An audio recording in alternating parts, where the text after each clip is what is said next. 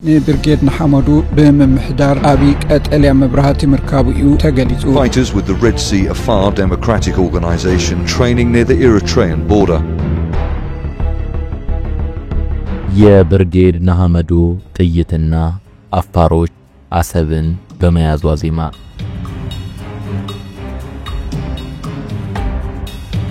ኤርትራ ከ3 አስርት ዓመታት እመቃና አፈና በኋላ የአብዮት ክብሪት ሊለኮስባት የተቃረበ ይመስላል። ይህን የሚያስብለው ቀስታቸውን በመሃል አስመራ ባለው አገዛዝ ላይ ያደረጉ ሁለት የፖለቲካ ኃይሎች ገነው የመውጣታቸው ዜና ነው። እነኚህ በዓለም አቀፉ ማህበረሰብ የመገናኛ ብዙሃን መድረክ ሳይቀር ስፍራ ያገኙ የመጡ ኃይሎች የቀይ ባህር አፋሮች ዲሞክራሲያዊ ድርጅትና ሰፊው የኤርትራ ዳያስፖራ ኃይል ድጋፍ እንዳለው የሚነገርለት የትጥቅ ትግል በማድረግ የሻዕቢያ መንግስትን ለማንኮታኮትም ዝግጅቱን ማጠናቀቁን በመግለጽ ላይ የሚገኘው ብርጌድ ንሓመዱ ናቸው። ብርጌድ ንሓመዱ በመምሕዳር አቢቅ ቀጠልያ መብራህቲ ምርካቡኡ ተገሊጹ ከሰሞኑን በአልጀዚራ ድረገጽ ላይ ሰፋ ያለ መጣጥፋቸውን ያስነበቡት የቀይ ባህር አፋሮች ዲሞክራሲያዊ ድርጅት ሊቀመንበር ኢብራሂም ሃሩን ኤርትራና ኢትዮጵያ ይገቡበታል ተብሎ የተሰጋው ጦርነት በኢሳያስ አፈወርቂ አገዛዝ የሃይማኖትና የዘር ጭቆና ላይ የሚደርስባቸው ማህበረሰቦችና ለተቀሩትም ዜጎች ተስፋ ነው ሲሉ በገደምዳሜ ገልጸዋል። ዓለም አቀፉ ማህበረሰብ በአንዳች ዲፕሎማሲና ርብርብ በሁለቱ ሀገራት መካከል አይቀር የሚመስለውን ጦርነት እንዲቀር ካደረገ የአስመራው መንግስት ያለፈው ሳይበቃው ዳግም በኤርትራውያን ህይወት ላይ ሞት እየፈረደ እንዲቀጥል መፍቀድ ነው ሲሉም ሁነኔ ሊያሻግሩ ሞክረዋል። ካልተድብር ከለሃና ሶሊሳና ማይ እንዲህ ያለው የሊቀመንበሩ ኢብራሂም ሃሩን እይታ ኢትዮጵያና ኤርትራ ወደ ጦርነት ቢገቡ በቀጥታ አስመራ ላይ በሚደረግ የመንግስት ለውጥ የሚደመደምበት እውነታ ይኖራል የሚል ጥበቃ በኤርትራውያኑ ዘንድ ለመኖሩ አመላካች ይመስላል። ይህ ግን ብቻውን ግብ ሊሆን አይችልም። ለዚህም ይመስላል በኤርትራ የሚኖረውን የስልጣን ክፍተት ለመድፈን በቅርቡ በኦፊሴል ከኢትዮጵያ መንግስት ጋር ተነጋግሮ መቀመጫውን አዲስ አበባ ላይ ያደረገው ብርጌድ ንሓመዱ እንቅስቃሴ እጅጉን ትኩረት ሳቢ ሆነው ብርጌድ ንሓመዱ ይዕወት ጀምላ ከትዎ ፈቲነን ይረን በዛሬው የሳሎን ጥንቅራችንም የቀይ ባህር አፋሮች ዲሞክራሲያዊ ድርጅት ሊቀመንበሩ ኢብራሂም ሃሩን Away from the global spotlight, Eritreans are trapped in a garrison state በሚል ርዕስ አልጀዚራ ላይ በቅርቡ ያስነበቡትን አስደናቂ መጣጥፍ መነሻ አድርገን ኢትዮጵያ የአፋር ትሪያንግል በተሰኘው አዲሱ ውጥኗ እንዴት የብርጌድ ንሓመዱን እንቅስቃሴም ሆነ የኤርትራ አፋሮችን ንቅናቄ ለመጠቀም እንዳቀደች ይህም ሰፊ ቁጥር ያለውን የጅቡቲ አፋር መንፈስ ሳይቀር እንዳያነቃንቅ ስጋት በመውለዱ የጅቡቲ መንግስት ከግብጽ ጋር ቀይ ባህርን በተመለከተ የብሔራዊ ደህንነት ፊርማ እስከመፈራረም እንደደረሰ ለመመልከት የምንሞክርበት ይሆናል። በቅድሚያ ግን የቀይ ባህር አፋሮች ዲሞክራሲያዊ ድርጅት ሊቀመንበሩን ሰሞነኛ መጣጥፍ አንኳር ጉዳዮች እንደሚከተለው እናስቀድም።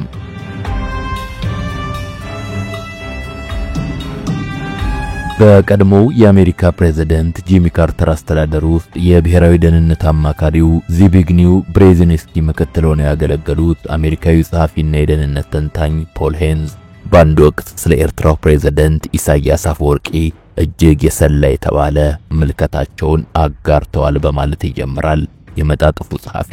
በዚህ በአውሮፓውያን 2007 በታተመውና ኢትዮጵያ ኢን መንግስቱስ ፋይናል ይርስ Until the Last Bullet በተሰኘው መጽሐፋቸው ታዲያ ኢሳያስ አፈወርቂ እጅግ በሚያስገርም ሁኔታ ከመንግስቱ ኃይለማርያም ጋር ተመሳሳይ ባህሪና አመለካከት ኖሮት አገኘሁት። ልክ እንደ መንግስቱ ሁሉ ኢሳያስም እልህኛ፣ ቁጥብ፣ በግራም በቀኝም አስቦት አሳማኝ ካልመሰለው በስተቀር በነገሮች አመክንዮአዊነት የማይገዛ ግትር፣ ከምንም በላይ ደግሞ ስልጣንን አልፋና ኦሜጋ ያደረገ ስብዕና ባለቤት ሆኖ አገኘሁት ይላሉ። ፖል ሄንዝ በመንግስቱ ኃይለማርያምና በኢሳያስ አፈወርቂ መካከል የተመለከቱትን የባህሪና የአመለካከት መሰሰሎች ከከተቡ እነሆ 28 ዓመታት አልፈውታል። ሆኖም ባለፉት 3 አስርታት በሀገር ኤርትራ ስልጣን ላይ ተፈናጠው ዛሬ የደረሱትን ፕሬዝዳንት ኢሳያስ አፈወርቂን ለሚመለከት የሄንዝ ትዝብት መሬት ጠብ የማይል ሆኖ ያገኘዋል። በእርግጥም የ1983ቱን የደርግ መገርሰስ ተከትሎ ኢሳያስ ከኢትዮጵያ የነጠሏትን ኤርትራ ጨብጠው ማስተዳደር የጀመሩባቸው የመጀመሪያዎቹ ጊዜያት ናጻይነቴ ብለው ዱር ለከረሙ የሻዕቢያ ታጋዮችም ሆኑ ለተቀሩት ኤርትራውያን ተስፋ የተሰነቀበት ነበር። ከኢትዮጵያ ጋር መኖር የኮሶ ያህል መሮናል በሚል ተገኘ የተባለው ነጻነትም መልቶና ሰፍቶ የተሻለ ኢኮኖሚያዊ ድሎት እንደሚያመጣ በብዙሃን ዘንድ ግምት አሳድሮ ነበር። የዛሬን ያድርግና የአደባባይ መፈክሩ ሳይቀር ኤርትራን ወደ አፍሪካዋ ሲንጋፖርነት መቀየር የሚል ነበር። ይሁን እንጂ የሁሉ የነጻነትና የተምኔት ብልጽግና የቆየው ለአጭር ጊዜ ነበር። ኤርትራን ወደ የበለጸገ ሊበራል ዲሞክራሲ መቀየር የሚለው ህልም አንዳንድ ጓዶቻቸውን እንጂ ኢሳያስን ከቶውንም አላስደሰታቸውም ነበር። ተስፈኞቹ ጓዶቻቸው ሲንጋፖርን ሲመኙ፣ እርሳቸው ደግሞ ሀገራቸው ስፓርታን እንድትመስል ነበር የጠነነው ፍላጎታቸው። ፈልገውም አልቀሩም። ኢትዮጵያ አንጡራ ሀብቷን አንጠፍጥፋ ያስተማረቻቸውና እስከ ኢትዮጵያ ጠቅላይ አቃቤ ሕግ ዋና ኃላፊነት ደረጃ ደርሰው የነበሩት የኋላ ኋላ ግን ከመርህና ከእውነት ይልቅ አጥንትና ጉልጥምጥ ቆጠራው ስቧቸው የትጥቅ ትግሉን የተቀላቀሉት እንደ በረከት ሀብተ ሥላሴ ያሉ ምሁራን ያረቀቁትን ዴሞክራሲያዊ ሕገ መንግስት ሳይቀር ኢሳያስ በጫጭቀው ጥለው ኤርትራን በብረት መዳፍ ጠፍንጎ መምራትን ምርጫቸው አደረጉ። ማንም ባልጠበቀውና ባልገመተው የጊዜ ፍጥነት ውስጥም ለዲሞክራሲና ለኢኮኖሚያዊ ለውጥ ተስፋ የተጣለባት ኤርትራ ፈረንጆቹ ጋሪሰን ስቴት ወደሚሉት ጦረኛ የገሃነም ቅጥርነት ተለወጠች። ኢሳያስ ከወርድና መጠናቸው በላይ የተለጠጠውን ጂኦፖለቲካዊ መሻታቸውን ስሙር ለማድረግም የኤርትራን ሁሉንም ተቋማትና ማህበረሰብ ወደ ጦር መሳሪያነት ቀየሩ። ነጻነት ከተባለው ቡቡዜላ በኋላም ኤርትራውያን እንደተመኙት ሀገራቸው እንኳንስ በሰላምና መረጋጋት የግል ህልምና ራዕያቸውን ለማሳካት ሊተጉባት ቀርቶ በፕሬዝዳንታቸው መልከ ብዙ ወታደራዊና ጦረኛ ፖሊሲ መጠቀሚያ ዕቃ ከመሆን የዘለለ ተፈላጊ ፍጥረቶች አለመሆናቸው ተረጋገጠ።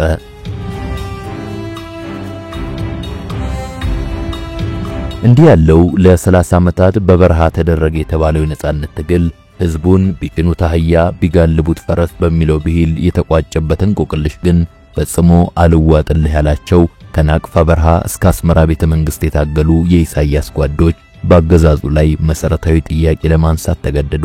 እናም በሜይ 2001 በቁጥር 15 የሚሆኑ አብዛኞቹም ከፕሬዝዳንቱ ጎን ሆነው የነጻነት ትግሉን የመሩ ከፍተኛ የሀገሪቱ ባለስልጣናት የኢሳያስ አገዛዝ አምባገነናዊ አስተዳደር ዘይቤውን እንዲመረምር ነጻና ፍትሃዊ ምርጫንም እንዲያካሂድ የሚያሳስብ ግልጽ ደብዳቤ ጻፉ። በዚያ ደብዳቤ ላይ ስማቸው ከሰፈሩት 15 ባለስልጣናት መካከል ሶስቱ በወቅቱ ኑሯቸውን በውጭ ሀገር ያደረጉ ነበሩ። ከነኚህ ሶስቱ አንደኛው የኋላ ኋላ አቋሙን ቀይሮ የኢሳያስን አገዛዝ በታማኝነት ለማገልገል የገበረ ቢሆንም በወቅቱ ሀገር ውስጥ የነበሩትና በቁጥር 11 የሚሆኑት የተቀሩት አመራሮች ግን በቁጥጥር ስር ውለው ደብዛቸው ጠፋ። ከ20 ዓመታት በኋላም የእነዚህ 11 ሰዎች ጣፍንታ ዛሬም ድረስ አለመታወቁ ስለ ኢሳያስ አገዛዝ የሚናገረው ብዙ ነው። እነኛ ባለስልጣናት በህይወት መኖራቸውን አሊያም እስከ ወዲያኛው ማሸለባቸውን ከኢሳያስና ከቅርብ ጓዶቹ ውጪ ማንም በእርግጠኝነት አያውቅም። ምንም አይነት የህግ አማካሪም ሆነ የሃይማኖት አባት አሊያም የቤተሰብ አባል እንዲያገኛቸው ስላልተፈቀደም ይሄ ነው ብሎ ስለ ጣፈንታቸው እርግጡን መናገር የሚችል የቅርብ ሰው የለም። እንግዲህ የኢሳያስ ኤርትራ እንዲህ ያለች ምንም አይነት ክስ፣ የፍርድ ሂደት፣ ህጋዊ የጥፋተኝነትም ሆነ የቅጣት ውሳኔ የማይስተናገድባት ሆኖም ነጻነቷን አመት ጠብቃ የምታከብር ጉደኛ ሀገር ናት። ምንም እንኳን የጠቀስናቸው ከፍተኛ ባለስልጣናት በኤርትራ ውስጥ መሰል ተግባር ከተፈጸመባቸው በሺዎች ከሚቆጠሩ ዜጎች አንፃር ከታየ ታዋቂ መሆናቸው ልዩ ያደርጋቸው ካልሆነ እጣ ፈንታቸው የተለየ ሆኖ ሊገለጽ አይችልም። በኤርትራ ውስጥ በምንም ጉዳይ ራሳቸውን ህጸጽ አልባ ወይም ኢንፋሌብል አድርገው ያስቀመጡትን ፕሬዝዳንት ኢሳያስ አፈወርቂን በየትኛው መንገድ ለመጠየቅ የሚደፈር ሰው ተመሳሳይ ጣፈንታ የሚገጥመው መሆኑም የተገለጠ ሐቅ ነው። ፕሬዝዳንት ኢሳያስ በፈጠሯት አሳቃቂዋ የባርነት ወይም ጉላግ ግዛት ውስጥ ማንም ሰው በነጻነት ለመማር፣ ለመስራት፣ ለማምለክ፣ ንግዱን ለማሳለጥ አሊያም ሌላ መደበኛ ስራ ለመከወን አይችልም። ያንዳንዱ ኤርትራዊ ዜጋ እድሜ ልኩን ለኚህ የህይወት ዘመን ንጉስ አስገዳጅና ያልተገደበ ወታደራዊ አገልግሎት የመስጠት ግዴታም ተጥሎበታል። በአሁናዊቷ ኤርትራ ውስጥ የሚኖር ማንኛውም ዜጋ በኢሳያስ ተቋማዊና አምባገነናዊ አገዛዝ ከሚደርስበት ስቃይ ጎን ለጎን በሃይማኖቱና በህዳጣን ማህበረሰብ አባልነቱም ከልክ ያለፈ ተጎጂ የሆነበት ሁኔታ ተፈጥሯል። በፈረንጆቹ 2004 የአሜሪካ የውጭ ጉዳይ መስሪያ ቤት ዓለም አቀፉን የሃይማኖት ህግ ጠቅሶ ኤርትራ ዜጎች በሃይማኖታቸው ተሳዳጅ የሆኑባት አሳሳቢዋ ሀገር ሲል መድቧታል።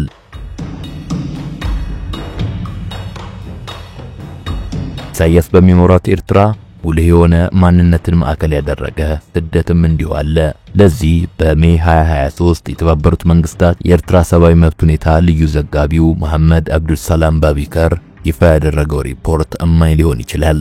በሀገሪቱ ዳናኪል ተብሎ በሚታወቀው አካባቢ የሚኖሩ የአፋር ማህበረሰቦች በኤርትራ ውስጥ ካሉት ማህበረሰቦች መካከል አንዱ ቢሆኑም እነኚህ ማህበረሰብ አባላት ግን ለበርካታ አስርት ዓመታት ባገዛዙ በተለየ ሁኔታ አድሎ፣ እንግልት፣ የዘፈቀደ እስራት፣ ስወራ፣ ጥቃትና ሰፊ ስደት ሲደርስባቸው የኖሩ ህብረተሰቦች ናቸው ይላል የተባበሩት መንግስታት ድርጅት የቀረበው የሪፖርቱ ጥንቅር።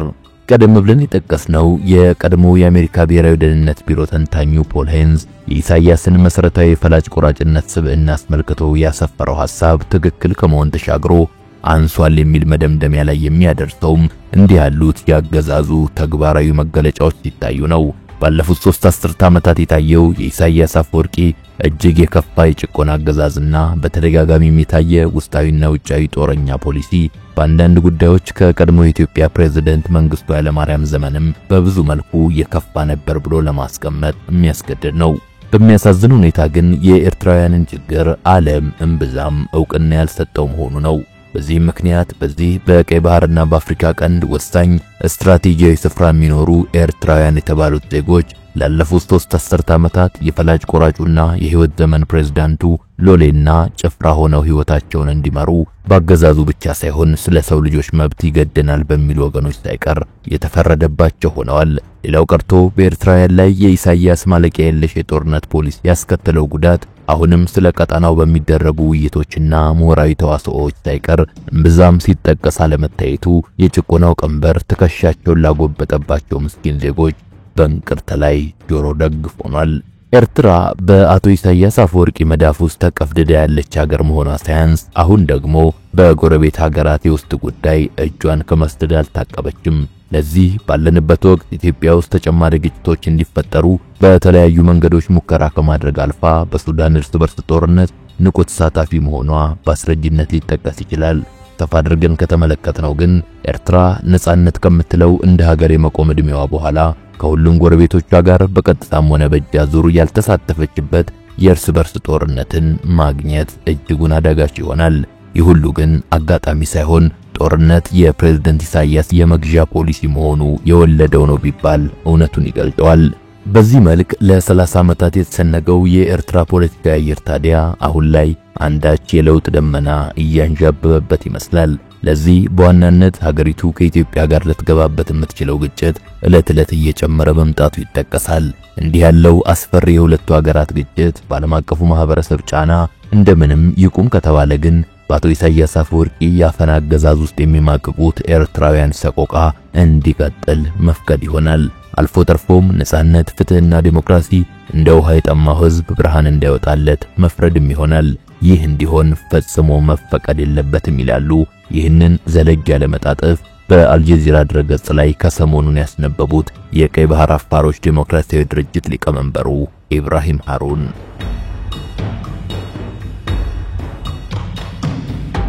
ከዚህ የሊቀመንበሩ ጠንካራ ምክር ሐሳብ በመነሳት በኢትዮጵያና ኤርትራ መካከል የሚፈነዳ ግጭት በአስመራ አንዳች የመንግስት ለውጥ ለማንበር አመቺ የሆነበት ሁኔታ ፈጥሯል ወይ የሚል ጥያቄን አብሮ ለማንሳት በር ይከፍታል። የዚህ ጥያቄ ምላሽ አቅጣጫውን በቅርቡ አዲስ አበባ ላይ ቢሮውን ወደ ከፈተውና የትጥቅና ሌሎችም የተቃውሞ እንቅስቃሴዎችን በማድረግ የአስመራውን መንግስት ለመገልበጥ ዝግጅቱን ማጠናቀቁን ወደ ገለጸው ብርጌድ ንሓመዱ ያመራናል። ወደ አማርኛችን ስንመልሰው ሰማያዊ አብዮት የሚል ውርስ ትርጉም የሚሰጠን ብርጌድ ንሓመዱ መጠሪያውን ደጋፊዎቹ ከሚለብሱት አልፎም እንደ አርማ ከሚጠቀሙት ሰማያዊ ቀለም እንዳደረገ ይነገርለታል። የቡድኑ እንቅስቃሴ በስፋት እየታወቀና እየተስፋፋ የመጣው በኢትዮጵያ መንግስትና በህወሓት መካከል ከተፈረመው የፕሪቶሪያ ስምምነት በኋላ ነው ማለትም ይቻላል። ሆኖም በተለያዩ ክፍለ ዓለማት የሚታየው የኤርትራውያኑ ጸረ አገዛዝ ንቅናቄ ከዚያም ከፍ ያለ ዕድሜ ያለው መሆኑ ይነገርለታል። ንቅናቄው አሁን ያለውን ስምና ቅርጽ ከመያዙ በፊት በነበሩት የኢህአዴግ አገዛዝ ዓመታትም ኤርትራ ውስጥ የኢትዮጵያ ተቃዋሚዎችን ይደግፍ ለነበረው የሻዕቢያ መንግስት ማስፈራሪያ ይሆን ዘንድ ከቴሌቪዥን ፍጆታ የማይሻገር እንቅስቃሴ ያደርግ ዘንድ ፈቃድ ተችሮት ነበር። ሆኖም ህወሓት መራሹ ኢህአዴግ በስልጣን ላይ በነበረበት ወቅት የቱንም ያህል ከሻዕቢያ ጋር የነበረው ግንኙነት የጠላትነት ቢመስልም ሻዕቢያ የቆሰለ ነብር ሆኖ እንዲኖር እንጂ እንዲጠፋ ፍላጎት አልነበረውምና የኤርትራ መንግስት ተቃዋሚ ኃይሎች ኢትዮጵያ ውስጥ ትርጉም ያለው ወታደራዊ እንቅስቃሴ እንዲያደርጉ አይፈቅድም ነበር። የቆሰለው አውሬ ግን ጊዜና ቀን ጠብቆ ለዘለቄታዊ ጥቅምና ስትራቴጂያዊ ወዳጅነት ሲሉ እስከ ወዲያኛው እንዳይሞት ካንዴም ሁለት ያገኙትን እድል መጠቀም ያልፈለጉትን ህወሓቶች ከመበቀል አልተመለሰም። ብዙዎች ሻዕቢያ ውለታን የማያውቅ ውለታ ቢስ ድርጅት ነው የሚሉትም እንዲህ ካለው የደደረ መለዮ በመነሳት ይመስላል። አሁን ግን ታሪክ የተቀየረ ይመስላል። ሻዕቢያውያኑ በነበሩበት ፖለቲካና ሐሳቤ ላይ ተቸንክረው የመቆየታቸው አመክንዮ በኢትዮጵያ በኩል የአስመራውን መንግስት ገርስሶ የዘመኑን ኤርትራውያን ከማንገስ በመለስ ያለው አማራጭ የማያዋጣ መስሏል። ለዚህም ይመስላል የአዲስ አበባው መንግስት ኤርትራ ውስጥ ያለውን ብሶተኛ ተጠቅሞ አብዮት እንዲፈነዳ መንገድ ከመጥረግ ይልቅ ከሀገራቸው በግፍ ተሰደው የባዕድ ሀገር ህይወት እንዲገፉ መደረጋቸው የ40 ቀን እድላቸው አለመሆኑን ተረድተው የሻዕቢያን ድንበር ተሻጋሪ እንቅስቃሴዎች በማወክ የተጠመዱትን ኤርትራውያን መጠቀምን ምርጫው ያደረገም ይመስለው። በእርግጥም ዛሬ ላይ ብርጌድ ንሓመዱ የሚል መደበኛ የትግል ቅርጽና ጽህፈት ቤት በጎረቤት ሀገራቸው ኢትዮጵያ መሃል ከተማ ወደ መክፈት የተሸጋገሩት ኤርትራውያን የሚኖርባቸውን ዓለማት ህይወትና ስልጣኔ በመመልከት ብቻ በሀገራቸው ያለፉት 30 ዓመታት ገጽታ አለመቆጨት የሚችሉ አይመስሉም። ለዚህም ይመስላል ባለፉት ዓመታት እጅግ በተበታተነና ምንም አይነት ወጥ አደረጃጀት በሌለው መልኩም ቢሆን ኤርትራውያኑ ሻዕቢያ ከሀገር ውስጥ አልፎ ባህር ተሻግረው የሚኖሩ ኤርትራውያንን ሳይቀር ለመቆጣጠር በማለም በተለያዩ ሀገራት የሚያዘጋጃቸውን ክብረ በዓሎች፣ ዝግጅቶችና ፌስቲቫሎች በማወቅ ተቃውሟቸውን አንድ ብለው የጀመሩት በርካታ የዓለም መገናኛ ብዙሃንን ትኩረት ባገኙትና ለበርካታ ስደተኛ ኤርትራውያን መባረር አልፎ ተርፎም አዳዲስ ህጎች መጽደቅ ምክንያት የሆኑት እነዚህ ነውጦችና ተቃውሞዎችም በአሜሪካ፣ በእንግሊዝ፣ በእስራኤል፣ በካናዳ፣ በጀርመን፣ በስዊድንና በስዊዘርላንድ በስፋት ሲታዩ ቆይተዋል።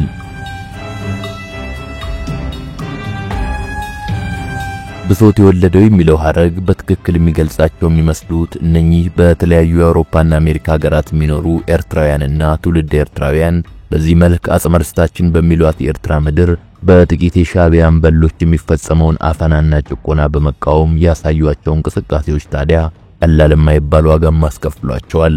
በራሳቸው ላይ ከደረሰው የህይወትና የአካል ጉዳት አልፎም የየሀገራቱ የጸጥታ ኃይሎች ጭምር ጉዳትን እንዲያስተናግዱ ምክንያት ከመሆን ደርሰዋል። በዚህም ሳቢያ በህግ ተጠርዘው ወደሚቃወሟት ሀገራቸው እንዲመለሱ የተገደዱ የመኖራቸውን ያህል እንቅስቃሴው በአሸባሪነት ተፈርጆ መሪዎቹና አባላቱ በህግ ሰዶ ማሳደድ ውስጥ እስከ መግባት የደረሱባቸው ሀገራትም አልጠፉም። እንዲህ ያለው ያልተመቸ ሁኔታ መበራከት በባዕድ ሀገር ሆነው ሳይቀር የህይወትና የአካል ጉዳት ብለው መስራትን ለማስተናገድ ያልበገራቸው የብርጌድ ንሓመዱ አባላት አንዳች መላ እንዲመትሩ ያስገድዳቸው ይመስላል።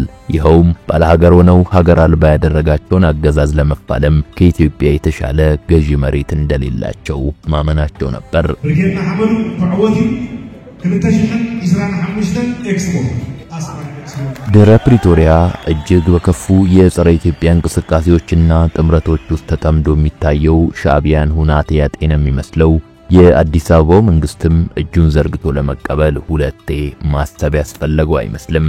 እናም ያ የአውሮፓና የአሜሪካ ጎዳናዎችን በማጨናነቅ የሻዕቢያ ደጋፊዎች ራስ ምታት ሆኖ የቆየው ኃይል ትጥቅ ትግልን ጨምሮ በተለያዩ መንገዶች ያስመራውን አገዛዝ ለመገርሰስ አዲስ አበባ ላይ ይፋዊ የመመስረቻ ጉባኤውን ለማካሄድ በቃ።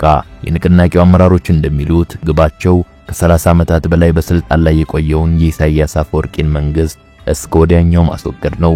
ለዚህ ደግሞ በአጭር ጊዜ ውስጥ ወታደራዊና ዲፕሎማሲያዊ ማዕከሎች ኢትዮጵያ ውስጥ መስርተው የኢሳያስን መገርሰስ በእጅጉ ለሚናፍቀው ምዕራቡ ወገን አማራጭ ኃይል ሆነው ለመውጣት እየተዘጋጁ ነው። የብርጌድ ንሓመዱ እንቅስቃሴ በኢትዮጵያ ከመደገፉ በስተጀርባ ያለው የአዲስ አበባው መንግስት ፍላጎት ግን አንድን አምባገነን መንቀልን ብቸኛ ኢላማ ያደረገ ነው ማለት ይቸግራል። ከዚያ ይልቅ ኢትዮጵያ በቀጠናው መጫወት ለምትፈልገው የጎላ ሚናም ሆነ ለአጠቃላይ ህልውናዋ ስትራቴጂያዊ ጥቅሙ ግዘፍ ከሚነሳው የባህር በር ጥያቄ ጋር በእጅጉ የተያያዘ ነው ቢባል ያስኬዳል። ለዚህ ሁለት ማሳያዎችን መጥቀስ ነገሩን በምልአት ግልጽ ያደርገዋል።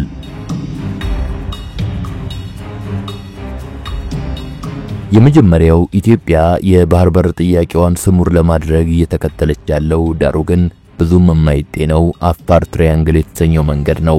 የአፋር ትራያንግል በሱልጣን አንድ በቅኝ ገዢዎች አርቲፊሻል ድንበር ግን በሶስት ሀገራት ተበታትኖ የሚገኘው ዳሩ ግን 90% በኢትዮጵያ የሚኖረውን የአፋር ህዝብ ታኮ ወደ ቀይ ባህር መድረስ እቅድ ነው ሊባል ይችላል።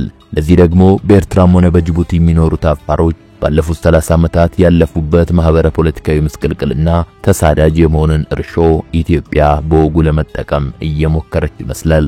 ቀደም ብለን ያቀረብነው የቀይ ባህር አፋሮች ዲሞክራሲያዊ ድርጅት ሊቀመንበሩ ኢብራሂም ሃሩን መጣጥፍም በኤርትራ የሚኖሩ አፋሮች ምን ያህል በከፋ አፈናና ስደት ውስጥ እንደሚገኙ ማረጋገጫ ነው። በጅቡቲ ያሉት አፋሮችም ቢሆኑ ከዚህ እውነታ እምብዛም የተለየ ህይወት የላቸውም። ፖለቲካውን መወሰን የሚችሉበት ስልጣን የተነፈጋቸው ከመሆን አልፈው የአፋር አንድነት ፓርቲ የተሰኘው ታጣቂ ኃይል በጅቡቲ መንግስት በሽብር ተፈርጆ የጥቃት ኢላማ ከሆነ 20 ዓመታት አልፈዋል።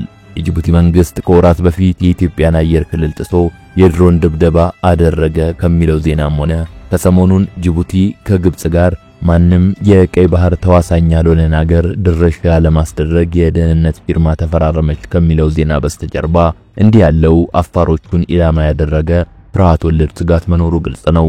ይህ የአፋር ትራያንግልን ቅስቱ ያደረገው የኢትዮጵያ ፍላጎት ታዲያ ወደ ሁለተኛው ነጥብ ይመራናል። ይኸውም ኢትዮጵያ ብርጌድ ንሓመዱን ከመርዳቷ በስተጀርባ እንዲህ ያለውን ፕሮጀክቷን ለማሳለጥ እንዴት እየተጠቀመችበት ነው የሚል ነው። ለዚህ አንድ ትኩስ ማሳያ ምላሽ ይሆናል። ይኸውም ብርጌድ ንሓመዱ ባሳለፍነው ጥር 19 ቀን 2017 ዓ.ም የመጀመሪያውን ጉባኤውን በአዲስ አበባ እንዲያካሂድ የተደረገው ከሌላኛው የኤርትራ መንግስት ተቃዋሚ ድርጅት የኤርትራ አፋር ብሔራዊ ኮንግረስ ጋር ነው መባሉ ነው። ይህንን የንቅናቄው አመራሮች ሳይቀር በይፋ የገለጹት እውነት ነው። ከዚህ አንፃር ኢትዮጵያ ቀደም ብለን ያነሳነውን የአፋር ትራያንግል ውጥን ተግባራዊ ለማድረግ ያላት ፍላጎት ብርጌድ ንሓመዱን እስከ መጠቀም ድረስ የተለጠጠ ነው ብሎ ማስቀመጥ ይቻላል። ትልቁ ጥያቄ ግን ብርጌድ ንሓመዱ ዛሬ ላይ ለታክቲክና ለመታገያው ሜዳ አስፈላጊነት ሲል እንዲህ ያለውን የኢትዮጵያ መሻት ቢያልፈው እንኳ ነገ ላይ ኤርትራን ተቆጣጥሮ ማስተዳደር የሚችልበት ስልጣንን ሲያገኝ ይቀበለዋል ወይ የሚለው ነው። ከስትራቴጂያዊ ጥቅምና ዲፕሎማሲ ይልቅ በከረረ ስሜትና የመሬት ፍቅር ከተቀየደው የኤርትራ ብሔረተኝነት አንፃር ከታየ ምላሹ አይሆንም የሚል ነው። ይህ ግን ለኢትዮጵያ የነገ እንጂ የዛሬ ቤት ስራ ባለመሆኑ አሳሳቢ አይመስልም። አበቃን።